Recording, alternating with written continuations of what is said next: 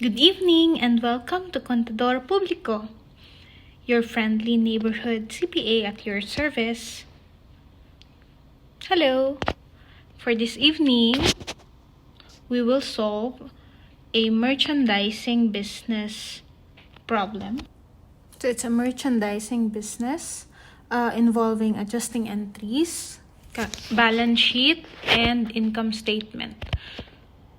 So let's see. Nakita ko lang po ito sa Facebook, yung problem na ito. Okay, so may nag-post and he needs some guidance. So this is your unadjusted trial balance at January 1, 2020. Merong 6 questions. So i-answer natin one by one and explain yung adjusting entries. Plus, we'll also show the balance sheet and income statement at the end. So, hinihintay natin. Let's solve the problem. Okay, so let's solve question number 1. For question number 1, it says, uncollectible accounts typically average 1% of net sales. So, meaning, you're gonna estimate your bad debts expense. Okay, so ipapakalculate niya ano yung entry mo for your bad debts expense. First, let's solve how much ang bad debts expense. There are 2 types of estimating or 2 methods of estimating your bad debts expense. You have your net sales method and your aging of your accounts receivable. Dito sa problem na to, sinasabi niya, average 1% of net sales. So, ibig sabihin, gagamitin natin is net sales method. Paano natin kukunin ang bad debt expense? Simply, net sales multiplied by the percentage. So, kung ano yung percentage na given sa problem. So, your bad debt percentage. And that would be your bad debt expense. In this problem, paano natin kukunin ang net sales? So, ang formula niya is sales minus sales returns and sales discounts. In this particular trial balance, meron ka dito ay sales, walang sales returns and sales discount. Therefore, your net sales is 25 million. Multiplied by, what's the percentage? It's 1%. Therefore, 25 million multiplied by 1%, that's your bad debt expense. Okay, so we got our calculator. It's 25 million multiplied by 1%. You got 250,000. So, your bad debts expense is 250,000. So, paano mo siya i-entry? Again, expense is normally on debit side. So, bad debts expense, or I think sa Philippine IFRS or PFRS ngayon, it's uncollectible accounts expense. Double check nyo na lang ang basic accounting books nyo kung ano yung entry na ginagamit sa example. And your credit, always ang credit pag allowance for doubtful accounts for your bad debts expense. Laging magkatambal yan. For increasing bad debts, laging debit, bad debt expense or uncollectible accounts expense, and credit, uncollectible accounts, allowance for doubtful accounts, or allowance for bad debts expense. So, normally, ang ginagamit is allowance for doubtful accounts. Ang account na to ay contra asset, meaning, kakontra nung accounts receivable mo. In your trial balance, or in your balance sheet, binabawas po siya sa accounts receivable, kontra. So, pabawas sa asset mo na accounts receivable para makuha mo ang net accounts receivable mo. So, debit mo yung expense, ang allowance for doubtful accounts. Since kontra asset siya, ang normal balance niya to increase ay credit. Okay? Okay, so that's your answer for number 1. Let's go to question number 2. Okay, so let's proceed to the next question. Next question is, on January 1, 2020, building and equipment have an average remaining life of 10 years. 1/3 of the balance consists of assets related to selling activities. The entry uses straight line method. So, since medyo kulang kasi yung data dun sa post na nakita ko, so hindi ko alam kung it's asking for entry for 1 month or 1 year. So let's assume this is your December 31, 2020 balance sheet, trial balance. Okay, and he's asking you, or tinatanong ka ng problem, what's your entry for your depreciation expense for the year 2020. So before mo gawin yung entry, before mo maisulat yung entry, of course, you have to calculate for your depreciation expense. Okay? So, aralin nyo at what are different kinds of depreciation expense methods. One of them, or most commonly used, ay straight line method. Ano ba yung straight line method? So, basically, straight line method is, i-divide mo lang yung value nung asset, yung depreciable value ng asset over its life. Okay? Or estimated useful life. Ano yung depreciable value na tinatawag? So, it's your cost minus your salvage value. Sa problem na to, walang binanggit na salvage value. Therefore, your cost, tingin ka sa trial balance, building and equipment cost is 18 million. So, ibig sabihin, your depreciable cost is 18 million. Lapit natin ng konti. Okay. So, your cost is 18 million. And then, you divide it by the life. Ano ba yung life? Sabi sa problem, 10 years. Okay?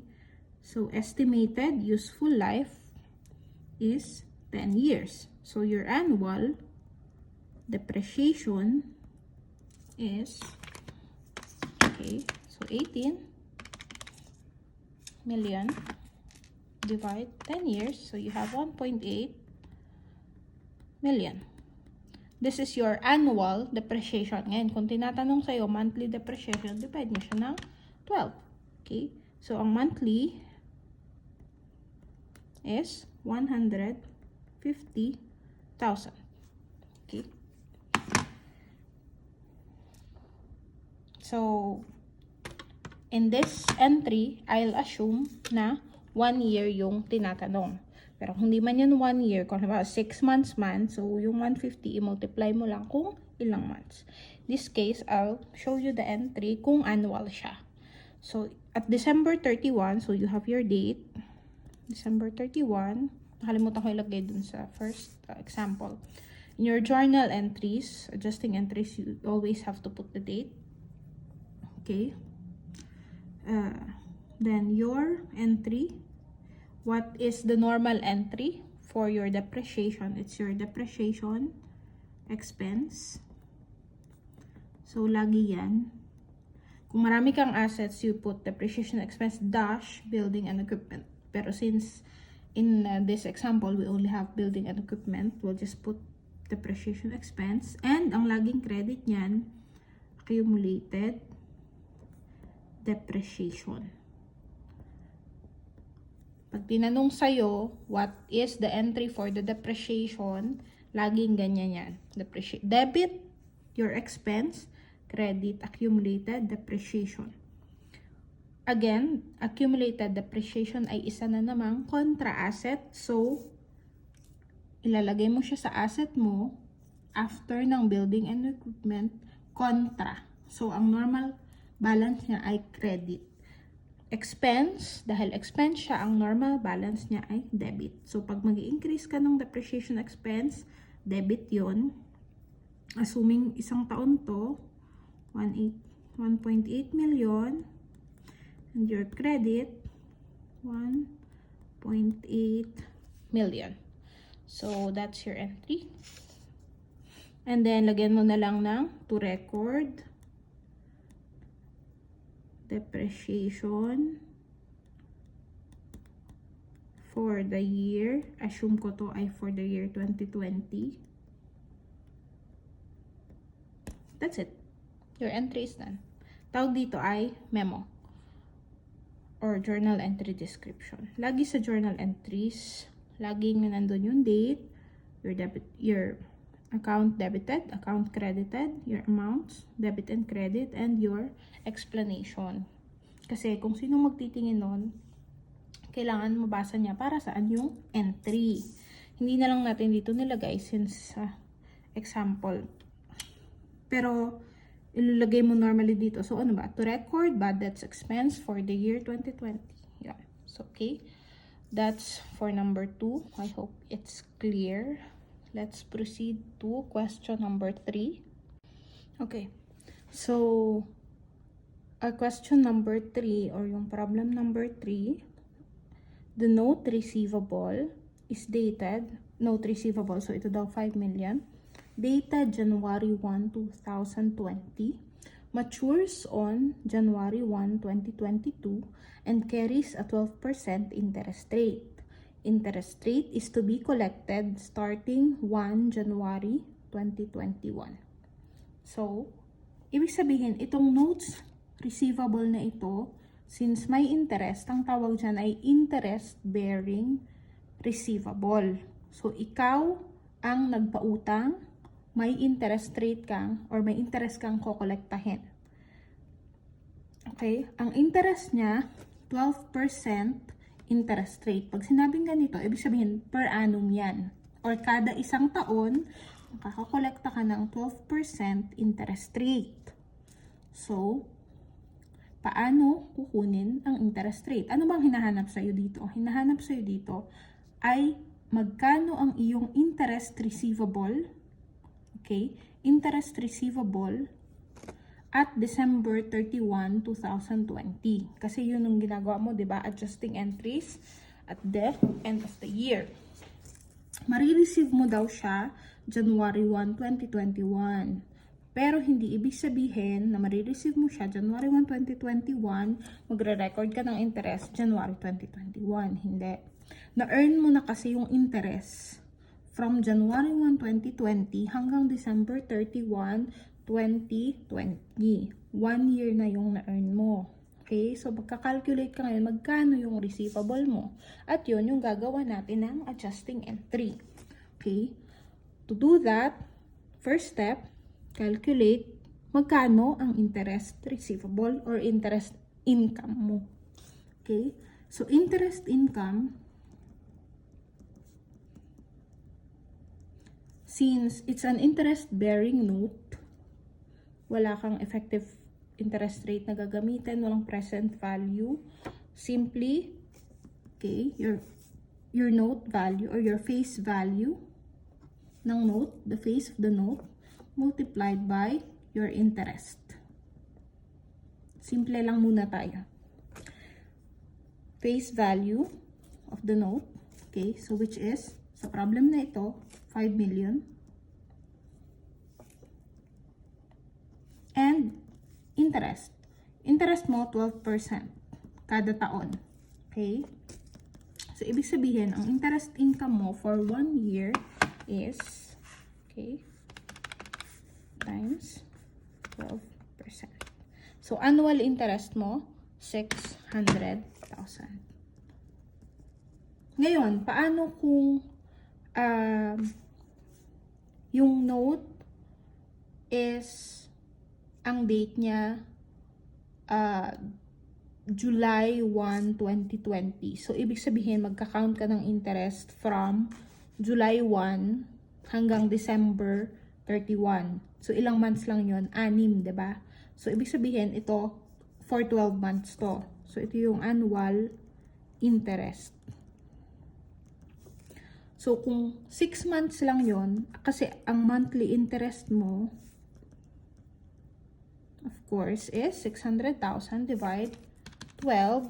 So, yan siya. Okay, 50,000. So, in case lang, yung problem mo ay July 1 to, so ibig sabihin, how many months from July to December? 6 months lang yon. So, yung 50,000 mo na monthly interest, imumultiply mo siya by 6 months, which is, or hatiin mo yung 600,000, so, meron kang 300,000. Pero in this case, since your note is dated January 1 at hanggang December 31 ang kinukompute natin, it's your annual or 1 year yon. From January 1 to December 31 is 1 year. So, ito, automatic, ito na yan. Simple, 600,000. Ano ang entry mo? Of course, you have a debit and a credit. Okay? So, meron ka ditong interest receivable kasi kukolektahin mo pa siya January 2021. Ano yung katambal niya? Meron kang interest income. So, alin ang debit? Okay, laging tatandaan, assets, normal increase, debit, revenue, normal increase, credit. So, revenue ito. Therefore, i-let go ko na yung date. Alam nyo na yun. Interest receivable. And interest income. So, yan ang entry mo. Debit, credit. Magkano? For 1 year, January 1 to December 31, it's 600,000. Paano ko po malalaman kung alin ang i-debit at i-credit? Again, assets and expenses. Pag increase yon, debit. Liabilities, equity, and income or revenue, dito tayo sa credit. So, ang basic terms mo laging tatandaan kung ito yung key accounts, ito yung debit, ito yung credit, ito, isa puso, normal increases, debit, expenses, increases, debit, liabilities, and equities. Pag nag-increase, credit, revenue, increase. So, yan yung basic. Ano pa? Contra assets. No mga contra assets, accumulated depreciation, contra nga eh. Diba? So, magka-contra sila. Allowance for doubtful accounts. Yun yung mga contra assets na tinatawag. Okay, so our problem number 4 is this. On January 1, 2020, the entity had purchased a 1-year insurance policy debiting the payments to prepaid insurance. So, si company daw nag-purchase ng insurance noong January 1, 2020 at ang record niya, so, dinebit niya nung nagbayad siya ng insurance, dinebit niya ang prepaid insurance. Meron kasi tayong dalawang method of recording insurance expenses. Isang expense method, meaning ipapasok mo muna siya lahat sa insurance expense, or the asset method, meaning when you buy or when you bought your insurance, you debited prepaid insurance, okay, and credited cash, or kung paano mo siya binayaran, kung cash man or accounts payable. So, according to sa problem na to, ang prepaid insurance niya is 400,000. So, 400,000. Hindi binanggit kung magkano. So, this was the initial entry na ginawa ng company, kaya nag-come up sa trial balance at the end of the year na ganito. Ngayon, tinatanong sa'yo, what is your entry to adjust your prepaid insurance? Sabi dyan, 1-year insurance policy. Yun agad yung hahanapin mo. Sa pag-calculate ng insurance expense, una mong hahanapin, kailan binili? Okay? So, you purchased it January 1, 2020. Okay? Ano yung term? Isang taon ba siya? 2 taon? So, in this problem, 1 year. So, ibig sabihin, si 400,000 na to, okay, may insurance coverage ka from January to December 31, 2020.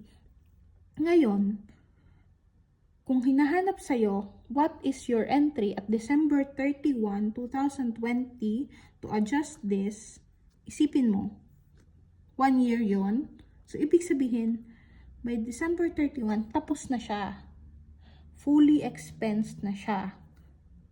Sa trial balance mo, nandun pa siya sa prepaid. Therefore, i-adjust mo siya ngayon. Kung 400 to, dapat at the end of the year, wala na, di ba? So, ano siya? Dapat, meron kang credit na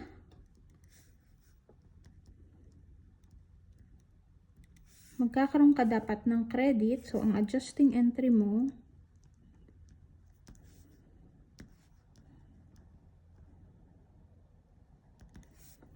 okay.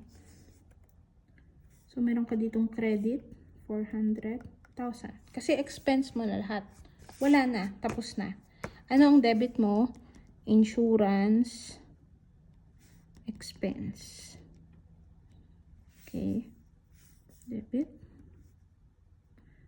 400,000. That's it. So, now you have your adjusting entry. So, at the end of the year, ano na yun? 0 na siya. Okay. Let's proceed to question number 5. Okay, so our question number 5 or situation number 5, hanapin natin ngayon ang I think adjusting for the inventory.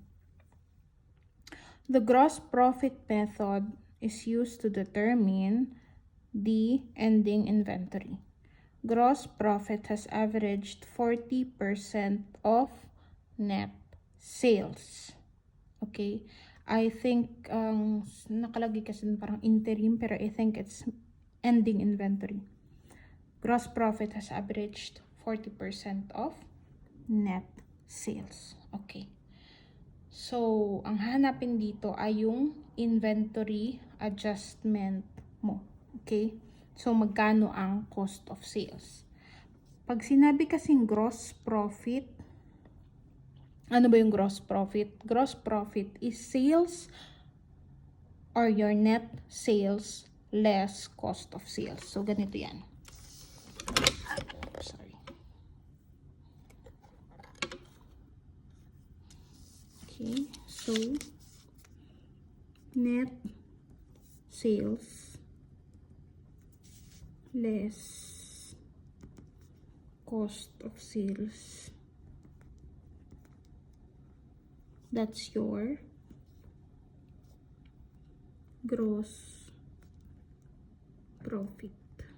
Sabi niya, gross profit has averaged 40% of net sales. Okay? Balikan yung problem kanina. Again, magkano yung net sales mo? 25 million. So, unang gagawin, ito dapat kabisado nyo na to, na ang gross profit ay net sales less cost of sales. Okay? So, given ang net sales, 25 million.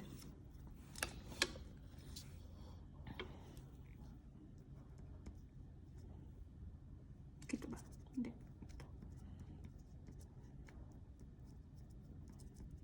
Okay. Now, the problem says, your gross profit, ito daw, ay 40% nung net sales. So, ibig sabihin, 40%, ito, 100%, diba? 100 minus 40, ibig sabihin, ang cost of sales mo, 60% of your net sales. Kasi lagi yan, diba? Ito minus ito, ito. So, 100 minus ito ay 40. O, ano yun? So, work back mo lang. 100 minus 40 ay 60%. So, ang gross profit mo ay Dalawang ways yan. Either 25 million multiplied mo muna sa 40%, okay, or 25 million sa mga calculator nyo times 40%. So that's 10 million. So ano to? 25 minus 10, 15 million. Or kung gagamitin mo yung percentage, diretso, pwede mo nang gamitin na 25 million times 60%. So, yun din yun, 15 million. So, ito pala ang cost of sales mo. 15 million. Okay. So, tinatanong sa'yo ay ending inventory. Okay. Ang inventory mo doon, 1.5 million. Ano to? Ito ay beginning inventory. Okay? So, dapat kabisado mo din ang formula ng beginning inventory movement, which is beginning inventory or inventory before adjustment plus purchases minus cost of sales is your ending inventory.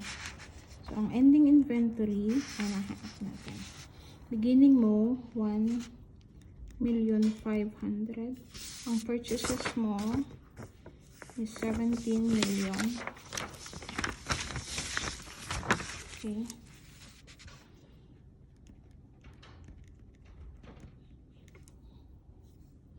Cost of sales mo ay to 15 million. Okay. So how much is your ending inventory?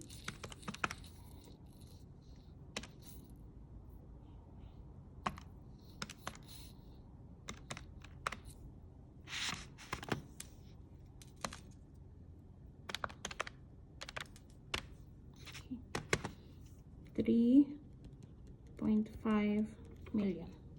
So that's your ending inventory. Okay. So yun yung hinahanap, ending inventory.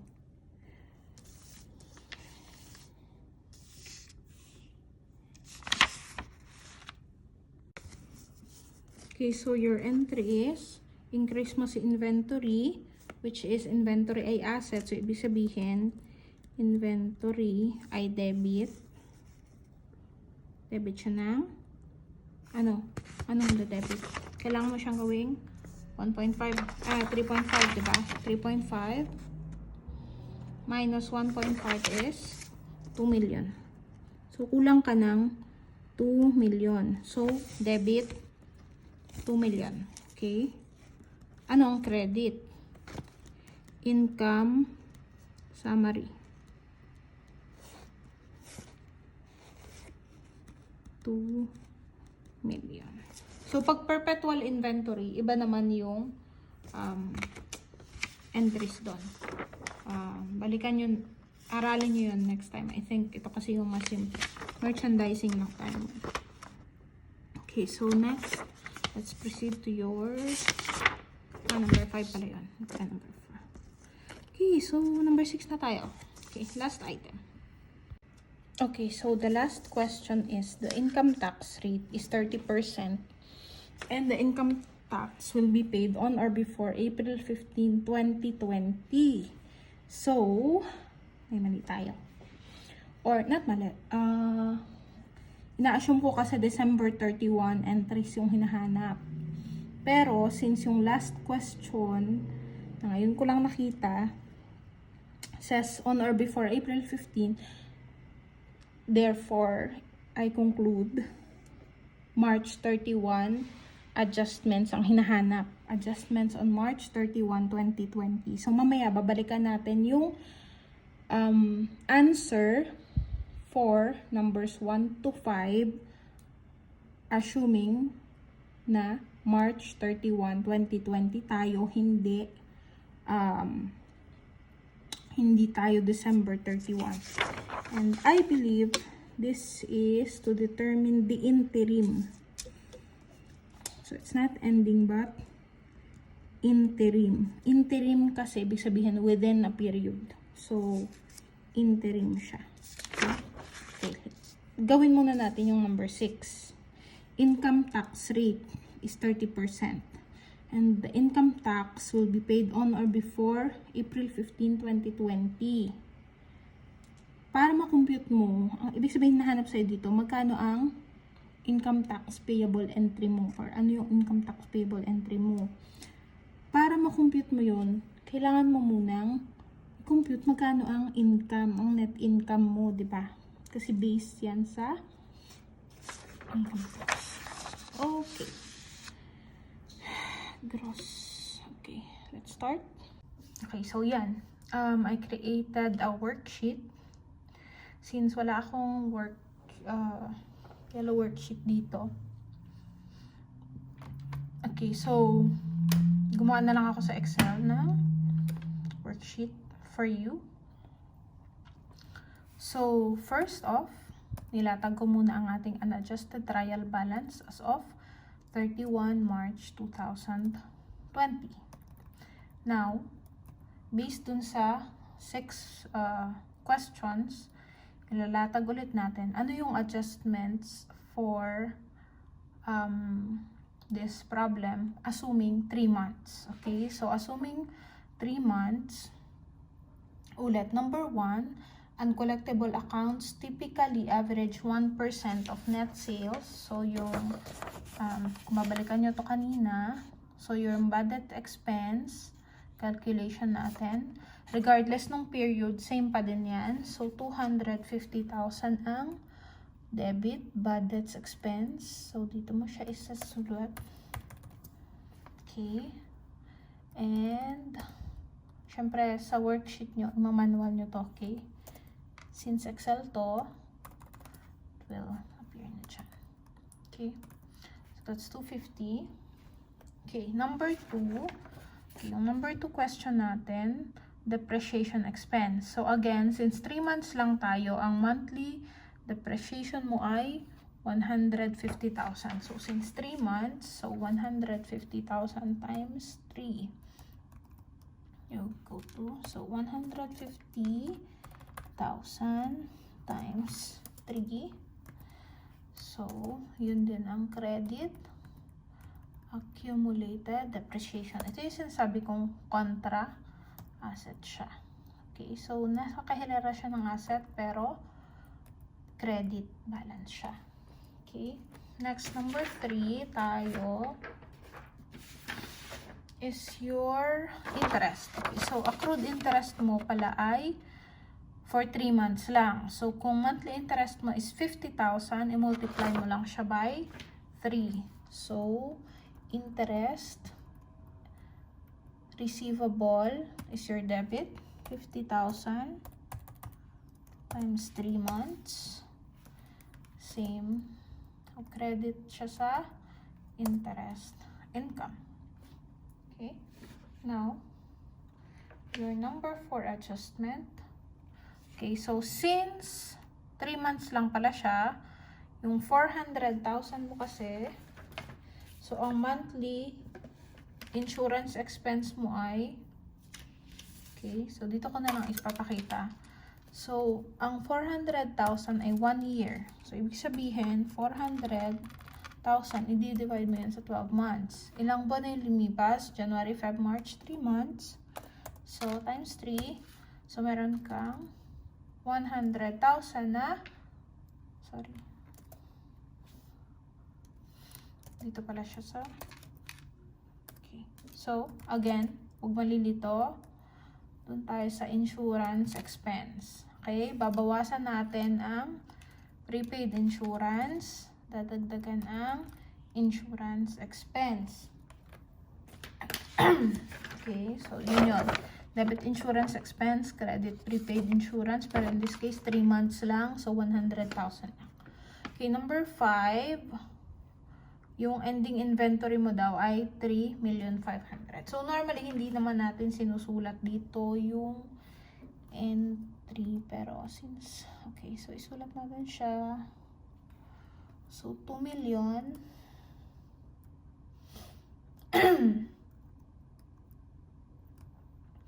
Okay, normally kasi, sa ganito, hindi mo na siya sinusulat dito sa worksheet. Normally, nilalagay mo na lang yung 3.5 doon. Pero, in this case, since pinakita ko sa inyo kanina yung entry, so, sulat na lang din natin. So, dagdagan. Dapat kasi maging 3.5 million, di ba? So, dadagdagan mo ang inventory ng 2 million. And, dagdagan natin ang income summary ng 2 million. Okay. So, now, debit plus debit. Since assets to, ang debit ay padagdag,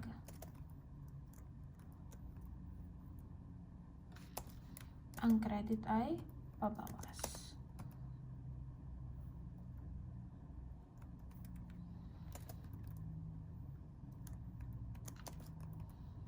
Gawin mo na lahat ng assets. Carry forward natin yan. Okay. So, tapos na tayo sa asset. Ngayon, contra asset tayo. So, yung balance plus credit. Kasi normal niya. Increase ay credit. Debit ay minus. So, huwag malilito. Asset to. So, yan siya. Contra asset mo ay allowance for doubtful at accumulated depreciation. Now, equity at payable, same siya ng contra asset. Credit ang normal balance niya. So, okay. Okay, expenses is debit balances.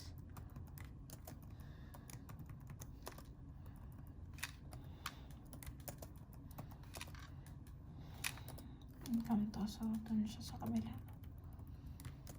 Income summary normally is credit balance. Okay? So, yan na yung adjusted trial balance natin. Now, kasi ang kailangan natin sa number 6 is calculate yung income tax expense. Therefore, gawa muna tayo ng income statement accounts. Income statement. So, dapat alam nyo kung alin yung balance sheet, alin yung income statement accounts. Okay? So, again, ito, balance sheet accounts yan or temporary accounts. Permanent accounts. Ito yung income statement accounts or your temporary accounts. So, income statements, paghiwalay natin, okay? So, ito, balance sheet, diba? Income statement pala, sorry. So, ito, income statement siya, diba? So, ilagay mo lang lahat ng balances sa income statement. Okay? So, kung mapapansin mo, mas malaki ang credit kesa debit. Kasi meron kang earnings before income tax na. Okay. So, magkano yung difference niya? 3.7.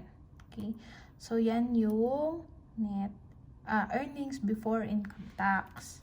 Tapos, yung income tax expense mo ay magkano? 30%. 30%.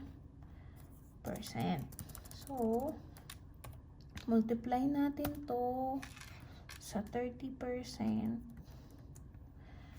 Ang income tax expense mo ay 3,750 at ang income tax mo ay 2,625. Okay. So, yan na ang iyong net income. Dahil dyan, makakagawa na tayo ng balance sheet. So again, i-carry forward mo lang ang balance sheet accounts. So yung assets, debits yan. Contra asset, credit yan.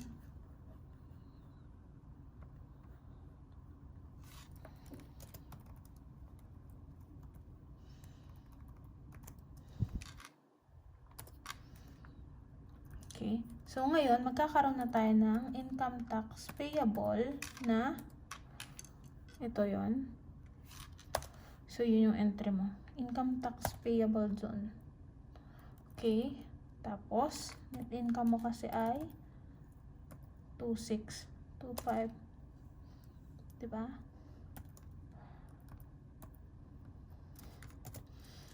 So, kung mapapansin nyo ang ating trial balance. Okay.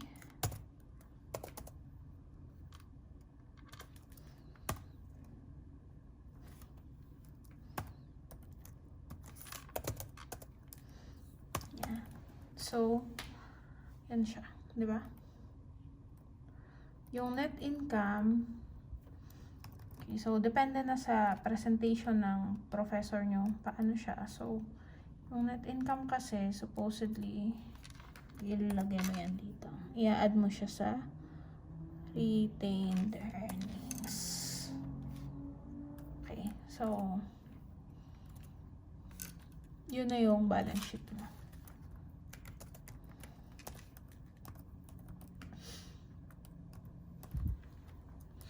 Kung gusto mong mas malinaw, pwede ka mag-insert ng column. Pero normally kasi 10 column lang yung balance sheet. So, ganyan siya.